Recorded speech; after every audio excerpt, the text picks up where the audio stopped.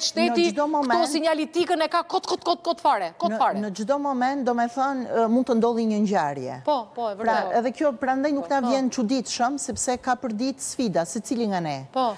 Ajo që duhet shtrojmë ne me vëmendje edhe me forcë tani, nuk është thjesht një proces penal shembullor, që do ishte shumë mirë në këtë rast, jo vetëm për ta zbardhur situatën e plot, për të bërë kualifikimin ligjor si duhet veprës penale, për të mbrojtur të drejtat e viktimave. Këtu janë vrarë shumë njerëz, ka viktima direkte, 2 fëmijë që kanë humbur jetën, po janë vrarë prindrit, është edhe një djalë i plagosur. Një çmendur që është ndaluar disa herë për shkelje në qarkullim, do më thënë, dhe ti, si policia e shtetit, që bën vetëm masa fushate, që i lë këta kamikaz, që të hypin prap mjetit, unë nuk e di, do më thënë, ku qëndron edhe ndërgjegja e këtyre forcave që janë pranë komisariateve.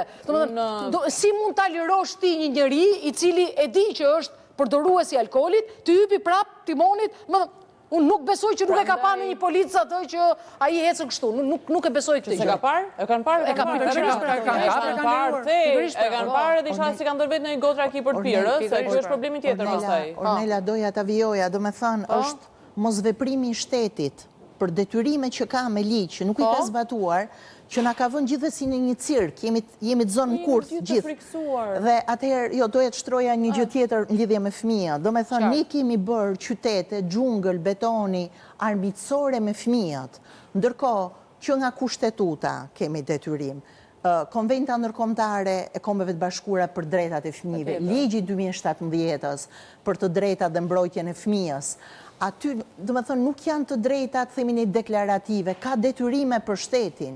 Ke detyrim, një nga drejtat e fëmijëve, për shembull, është drejta për pushim dhe aktivitete kulturore, sportive. Pra du të kesh parqe, ke detyrim atje, ke disa institucione, po marrim më bazikun, bashkia duhet përshtasi planet rregulluse, po themi çdo lagje, të ketë parkun e vet. I kanë përshtatur ato.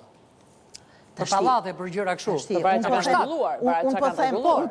Unë po them, mos veprimi i paligjshëm i këtyre institucioneve që i ka ligjet renditura, na ka çuar ne në këtë pasojë kriminale, pra që mund të ndodhi për ditë nga një ngjarje e tillë që na trondit gjithëve. Na u bashkua dhe Belioza. Mirë se erdhe. Belioza.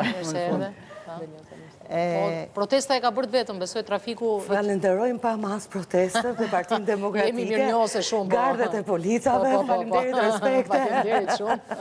Mirë se erdhe në studio. Faleminderit gjithë.